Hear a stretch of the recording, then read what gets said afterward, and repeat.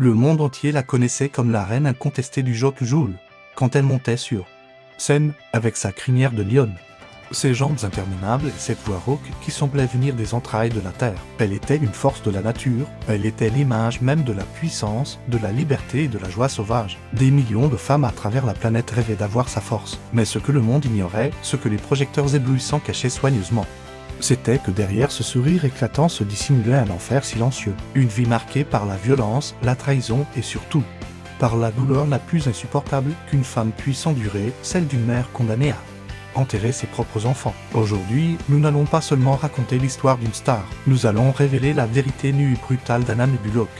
La femme qui a dû mourir 1000 fois pour devenir Tina Turner. Tout a commencé comme un conte de fées empoisonnées. Lorsqu'elle rencontre Ike Turner, elle n'est qu'une jeune fille naïve d'une petite ville, cherchant sa place dans le monde. Ike, musicien de génie, voit en elle un diamant brut. Il la façonne, lui donne son nom de scène et lui offre la gloire. Mais le prix à payer est son âme. Très vite, le mentor se transforme en bourreau. Derrière les portes closes de leur maison, la vie de Tina devient un cauchemar éveillé. Elle racontera plus tard qu'il n'y avait pas un seul jour sans qu'elle ne goûte le sang dans sa propre bouche. Ike ne se contentait pas de la frapper. Il voulait la briser, l'humilier, posséder chaque parcelle de son existence. Elle devait chanter avec des côtes cassées, sourire avec une mâchoire fracturée, et faire semblant d'être heureuse alors qu'elle venait, quelques heures plus tôt, d'avaler 50 somnifères pour tenter d'échapper à cette vie. Mais la mort ne voulait pas d'elle. Pas encore. La nuit du 1er juillet 1976 restera gravée dans l'histoire comme le moment où le destin a basculé. À Dallas, le visage tuméfié après une énième agression,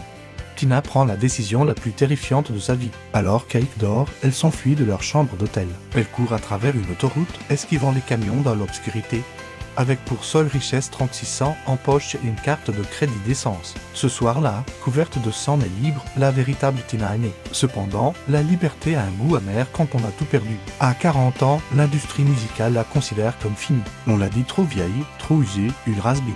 Elle se retrouve à faire des ménages pour survivre, chantant dans des cabarets minables pour payer ses dettes. Mais Tina avait quelque chose que personne ne pouvait lui enlever, une résilience surhumaine. Contre toute attente, elle renaît de ses cendres dans les années 80, devenant une icône mondiale, remplissant des stades entiers. Elle prouvait au monde qu'une femme pouvait se relever.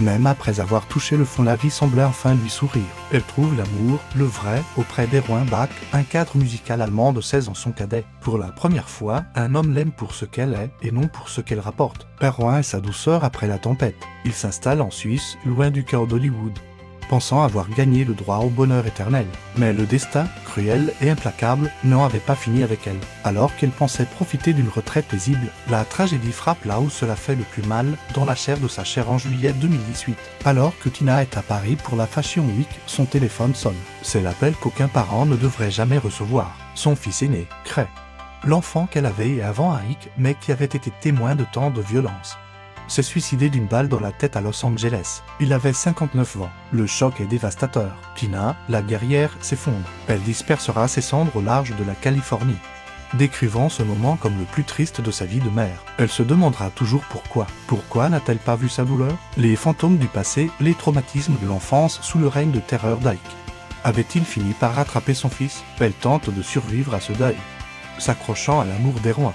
Mais son propre corps commence à la lâcher. Un cancer de l'intestin, un accident vasculaire cérébral et enfin une insuffisance rénale totale. Elle est mourante. C'est alors que se produit l'acte d'amour ultime. Erwin, refusant de la laisser partir, lui fait don de son propre rein. C'est un geste symbolique puissant après avoir passé la moitié de sa vie avec un homme qui lui volait son énergie vitale. Elle finit sa vie avec un homme qui lui offre littéralement une partie de lui-même pour qu'elle puisse vivre. L'opération réussit, mais le répit est de courte durée. 4 ans seulement après la mort de Craig, la mort frappe encore à sa porte. Son autre fils, Ronnie, succombe à un cancer foudroyant en 2022.